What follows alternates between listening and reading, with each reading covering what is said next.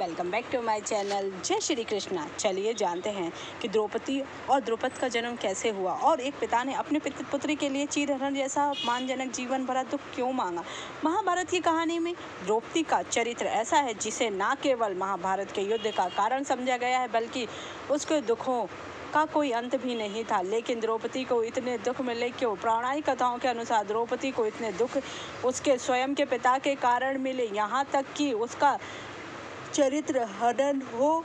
यह शाप तक द्रौपदी के लिए उसके पिता ने मांगे थे, लेकिन उन्होंने ऐसा क्यों किया, चलिए जानते हैं। द्रौपदी का भरी सभा में अपमान होना महाभारत जैसे भीषण युद्ध का कारण बना है, लेकिन महाभारत में यह एकलौता दुख नहीं था जिसमें द्रौपदी को गुजरना पड़ा, बल्कि उसके जीवन में कई और भी दुख थे। एक तरह से उसका पूरा जीवन ही दुखों से भरा हुआ था।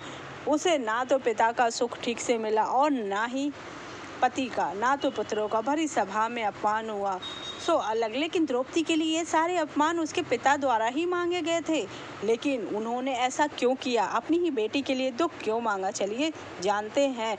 जब द्रुपद ने किया द्रोणाचार्य का अपमान, गुरु द्रोणाचार्य द्रौपदी के पिता अच्छे मित्र थे। बाद में द्रुपद राजा बने और द्रोणाचार्य बालकों को शिक्षा देने लगे। जब द्रोणाचार्य को अश्वत्थामा हुए तो वो इतने गरीब थे कि वो अपने पुत्र के लिए दूध का भी इंतजाम ना कर पाते थे। इसलिए एक दिन उन्होंने अपने मित्र द्रुपद से मदद मांगने की सोची, लेकिन द्रुपद ने उनकी गरीबी होने के कारण उनका बड़ी सभा में अपमान कर दिया।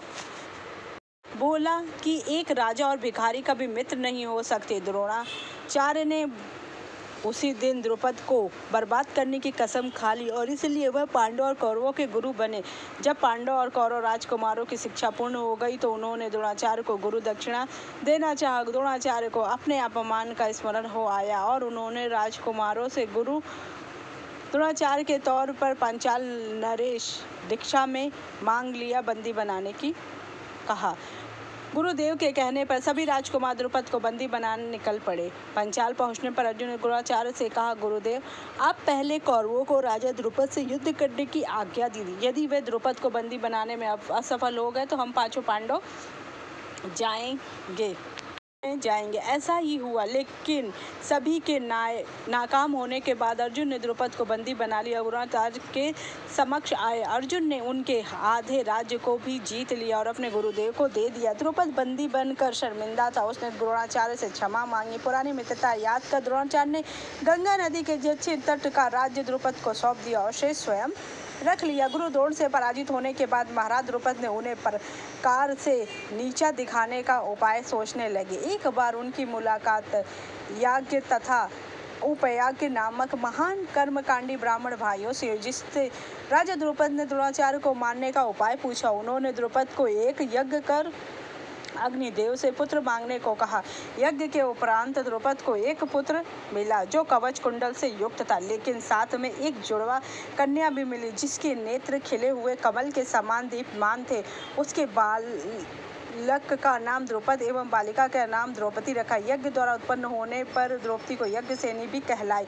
द्रुपद ने यज्ञ में केवल पुत्र मांगा था, लेकिन उसे एक पुत्री भी मिली जो उसे नहीं चाहिए थी। इसलिए क्रोधित होकर द्रुपद अपनी ही पुत्री के लिए देवताओं से जीवन भर का दुख मांग लिया। द्रुपद यज्ञ की अग्नि में एक एक करके सभी चीजों की आहुति देता, साथ ही वह अपनी पुत्री के लिए कष्ट मांगता चला जाता था। अबीर की आहुति देते हुए द्रुपद कहता है कि द्रौपदी का अबीर की भांति पवित्र चरित्र हो, लेकिन फिर भी उसे विश्व की सारी अपवित्रता प्राप्त हो। धन की आहुति देते हुए द्रुपद कहता है कि धन की भांति उसको बल और शक्ति मिले, लेकिन उसे ऐसे प्रसंग मिलते रहे जीवन भर जो किसी को भी निर्बल बना से। कुमकुम की भांति मेरी पुत्री विश्व में सबसे सुंदर हो, लेकिन वह सुंदरता ही उसके अपमान की वजह बने।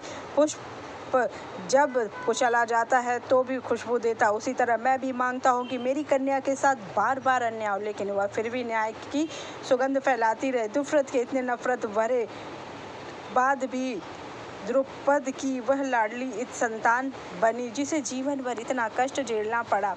अब जानते हैं द्रुपद के पुत्र धृष्टद्युम्न की कहानी, जिसने गुरु द्रोणाचार्य को मारने के लिए ही प्रकट लिया और उसने कैसे उन्हें मारा। भारत में दुष्टद्युम्न के नेतृत्व में पांडवों के एक छोड़ी लाए। महाभारत युद्ध में द्रुपद के सभी पुत्र मारे गए। युद्ध के 15वें दिन गुरु द्रोणाचार्य ने द्रुपद का वध कर दिया। पांडवों ने फैला दिया कि जब समय आएगा कि धृष्टद्युम्न अपने जीवन का उद्देश्य पूरा करे, द्रोण को मारना है। उन्होंने तय किया कि केवल छल से ही द्रोणाचार्य को मारा जा सकता है। वे जानते हैं कि द्रोणाचार्य अपने पुत्र अश्वत्थामा की बहुत परवाह करते। युद्ध के दौरान भीम ने जाकर अश्वत्थामा नामक एक हाथी को मार डाला। तब युधिष्ठिर ने द्रोण के पास आए और कहा, अश्वत्थामा मर गया। द्रोणाचार्य समझ बैठे कि अश्वत्थामा मर गया और वह अपने रथ में बैठ गए और ध्यान मग्न हो गए। युद्ध समाप्त होने के बाद धृष्टद्युम्न ने मार दिया द्रोणाचार्य को। अगर आपको मेरी जानकारी अच्छी लगी तो मेरे चैनल को लाइक कीजिए, सब्सक्राइब कीजिए, शेयर कीजिए। Thank you so much.